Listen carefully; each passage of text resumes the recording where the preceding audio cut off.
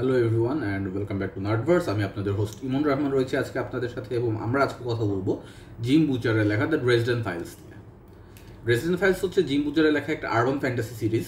এখানে আমাদের central character হচ্ছে একজন প্রাইভেট ডিটেকটিভ স্ল্যাশ উইজার্ড, এবং এই সিরিজে টোটাল বই হচ্ছে 17টা, ছোটো গল্পের কালেকশন হচ্ছে 3টা, এবং আরও একটা বই এই জানুয়ারি মাসের 20 তারিখে আসবে। সেটার নাম 18তম বই, সেটার নাম হচ্ছে হিলটার্ন না, সেটার নাম হচ্ছে 12 মান্থস, যেটা অ্যাকচুয়ালি আনপ্ল্যান্ড একটা বই ছিল। জিম বুচার পরে ঠিক করেন যে এই বইটা আসলে লেখা উচিত, এবং কোনোরকম স্পয়লার বাদেই আজকে আমরা বলবো কেন আপনার এটা পড়া উচিত, স্পেশালি যদি আপনি ফ্যান্টাসি লাভার হয়ে থাকেন। তাহলে চলুন শুরু করা যাক।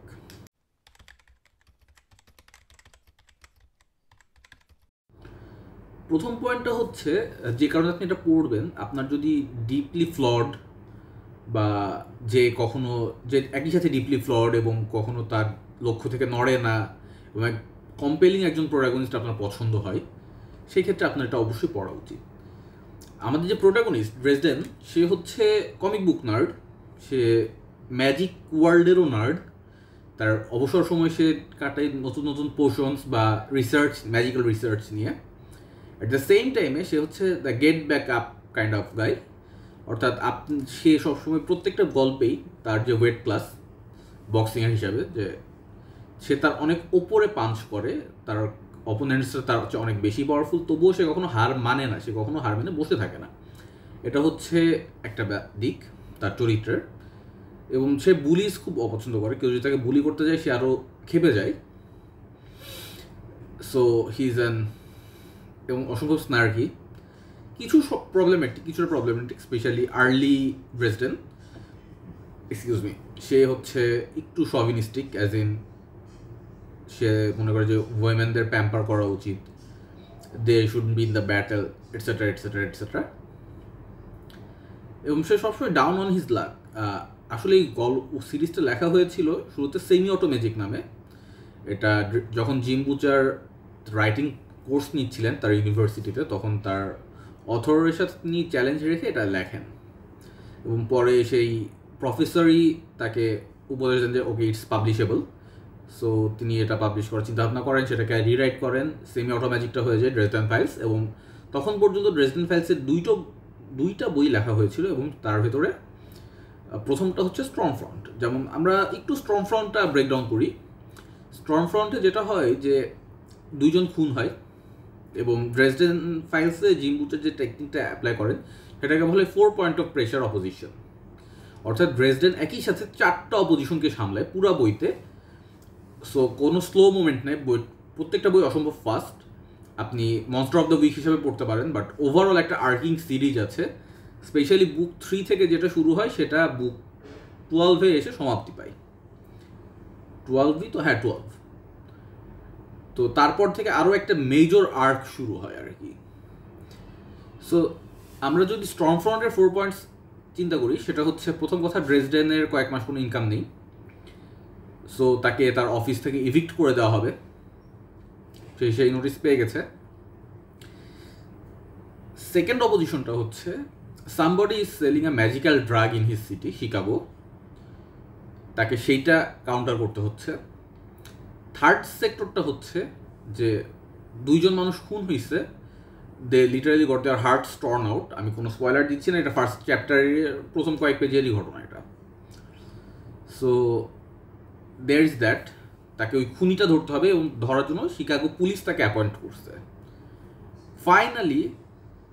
এবং আরও কিছু প্লট পয়েন্ট আছে, যেমন at the same time he is hired to find out a missing husband, and lastly তার উপর ডুম অফ ড্যামোক্লিস ঝুলতেছে তার পাস্ট কোনো একটা ট্রান্সগ্রেশনের জন্য, যে সে যদি একবার স্লিপ আপ করে তাহলে সে মরে যাবে, তাকে মেরে ফেলবে। সো মানে হোয়াইট কাউন্সিল অফ উইজার্ডস, যেটা উইজার্ডদের গভর্নিং বডি, সেটা একটাই শাস্তি, সেটা হচ্ছে মৃত্যুদণ্ড, এবং হ্যারি একবার স্লিপ আপ করলে ওকে মেরে ফেলা হবে। He already earn the death sentence, যেটাকে পজ করে রাখা হয়েছে। এই যে কাহিনী শুরু হয়েছে, পুরা বইতে হ্যারি একটার পর একটা ঝামেলা সামলাইতেই থাকে। So there is never a dull moment. এবং জিম বুচার নিজে বলছেন যে আমি আসলে বইগুলো যখন লিখি আমি চিন্তা করি যে সে ওই বছরের বা ওই সময়কালের ভিতরে তার সবচেয়ে খারাপ যে উইকেন্ডটা আমি সেটাকেই তুলে আনি। And that's our boy Harry Dresden Blackstone Copperfield, যে কিনা কখনো ব্যাক ডাউন করে না।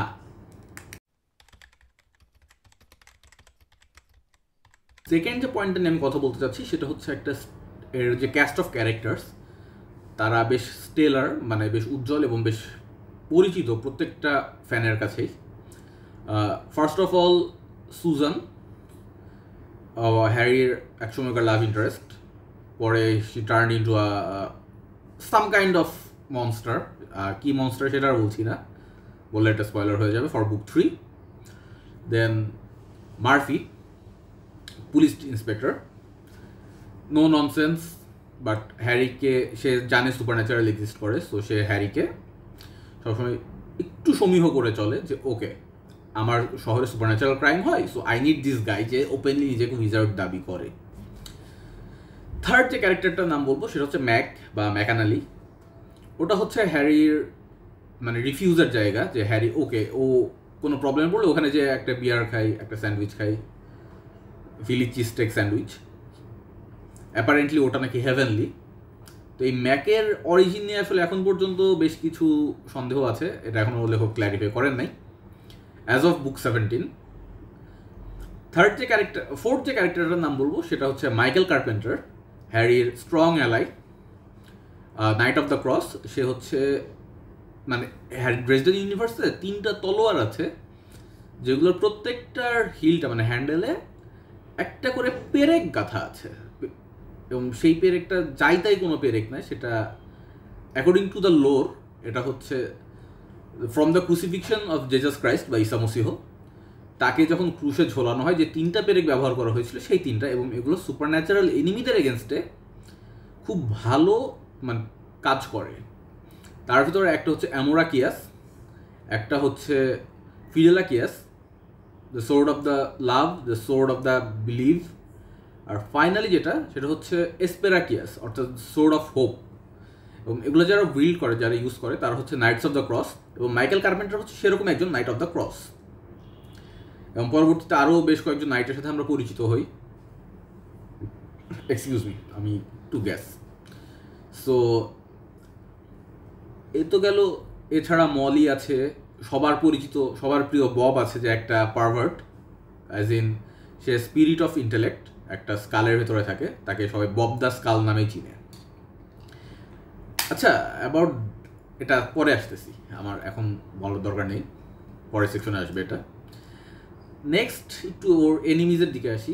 ওর যে প্রথমে ফ্রেনিমি, ওর সবচেয়ে কাছের ফ্রেনিমি হচ্ছে ব্যারন জেন্টলম্যান জন মার্কন, যে হচ্ছে বেসিক্যালি শিকাগোর গডফাদার, মাফিয়ার কিং, এবং he knows that super natural exists.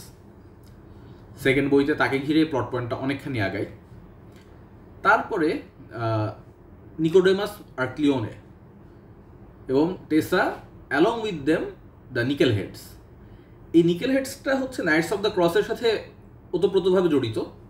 Knights of the cross যেরকম ওই ক্রুশের 3টা পেরেক দেয়া তলোয়ার ইউজ করে, আর এই নিকেল হেডসরা মানে যারা নিকোডেমাসের যারা ফলোয়ার, তারা প্রত্যেকে একটা করে কয়েন ক্যারি করে, এবং 30টা coin to be more specific. এই 30টা কয়েনে 30টা ফলেন অ্যাঞ্জেল বাইন্ড করা, এবং এই ফলেন অ্যাঞ্জেলগুলা তাদের পরিচয়টা পরে বই পড়তে গেলে পাবেন। বাট এই 30টা কয়েনের স্পেশালিটি হচ্ছে এই 30টা হচ্ছে 30 silver pieces given to Judas Iscariot. যারা হিস্ট্রিটা একটু ভালো মতো জানেন তারা জানেন যে অ্যাকর্ডিং টু ক্রিশ্চিয়ান মিথোলজি যে জুডাসকে 30টা রৌপ্যমুদ্রা দেওয়ার পরেই সে যিশুকে ধরিয়ে দেয়, এবং সেই 30 পিস কয়েনের কথা বলা হয়েছে এখানে। নেক্সট কামস আমাদের one of my favourite enemies, the vampires. এবং এখানে না ভ্যাম্পায়ারের ফ্লেভার একটা, ভ্যাম্পায়ারের ফ্লেভার 4টা। কীরকম? রেড কোট, এরা হচ্ছে রক্ত খায়, নিজেদের গ্ল্যামার করে সুন্দরী সেজে থাকতে পারে, সুন্দর বা সুন্দরী। They live long, but actually বাদুড়ের মতো দেখতে অনেকটা, এবং এরা হচ্ছে মায়ান সভ্যতার সাথে জড়িত। Second comes the black court of vampires. এরা হচ্ছে ড্রাকুলার মাধ্যমে তৈরি হওয়া কোর্ট, এবং এটা এদের সম্পর্কে ব্রাম স্টোকারের ড্রাকুলা বা আমরা যে ড্রাকুলার ভ্যাম্পায়ার নভেলগুলো দেখি এদের উপর বেস করে। এবং থার্ড ক্যাটাগরিটা হচ্ছে হোয়াইট কোট অফ ভ্যাম্পায়ার্স, এবং এরা হচ্ছে বেসিক্যালি আপনার ফিলিংসটা, ইমোশনটা নেয়। তো যখন এর ইমোশনটা নেয় তখন যেটা হয় যে এরা ওই সাকিউবাস বা ইনকিউবাস বলে না বিভিন্ন মিথোলজিতে, এরা হচ্ছে ওই সাকিউবাস বা ইনকিউবাস। এরা কখনো হ্যারির অ্যালাই, কখনো হ্যারির এনিমি, সো এরা ফ্রেনিমি বেসিক্যালি। অ্যান্ড ফাইনাল যে ফোর্থ কোডটা আছে, যেটা এখনো বইতে ওইভাবে আসে নাই, সেটা হচ্ছে দ্য জেড কোড। এরা এশিয়ান বেসড, বাট এদের সম্পর্কে আমরা এর বেশি কিছু জানি না। So there goes your cast of character.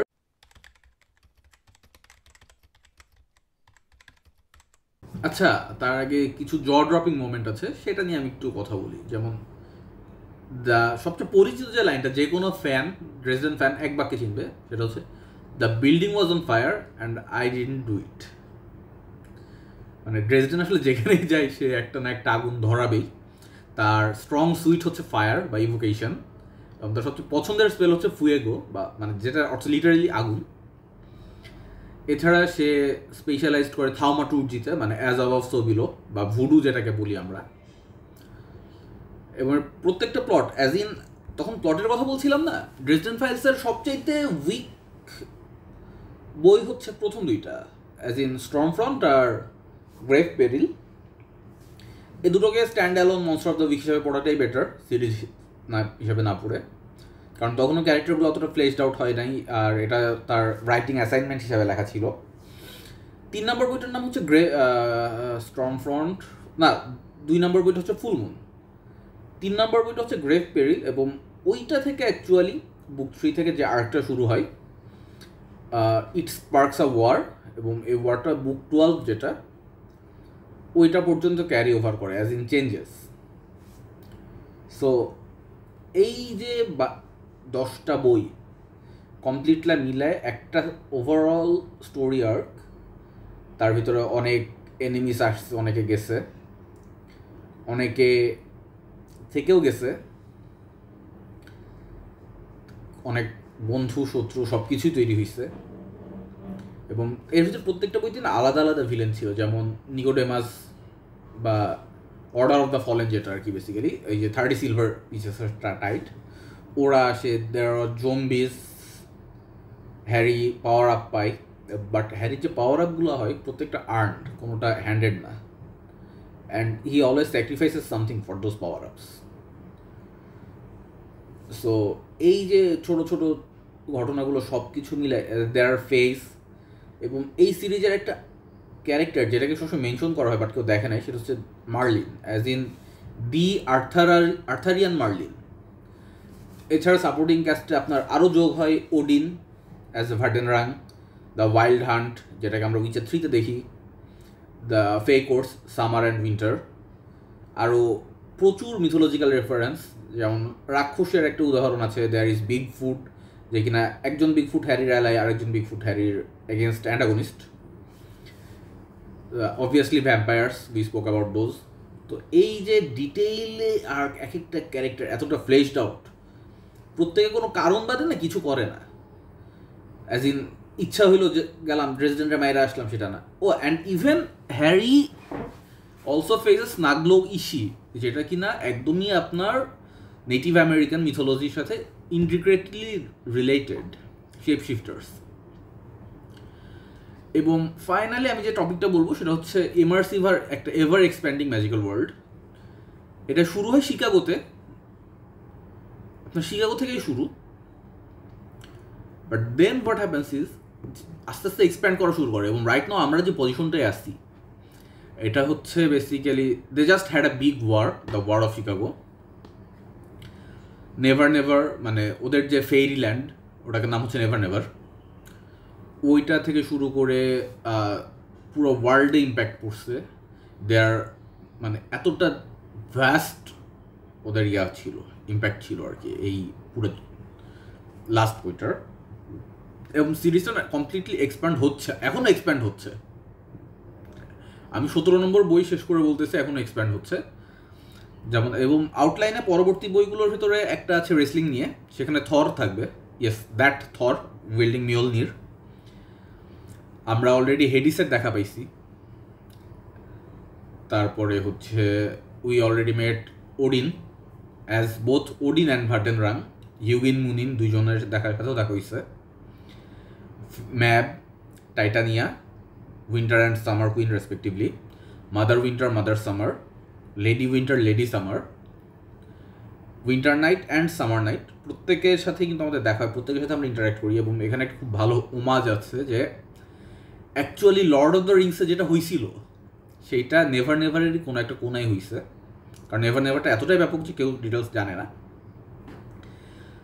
And Ronald Reuel, as in John Ronald Reuel Tolkien, he actually exists in Dresden files.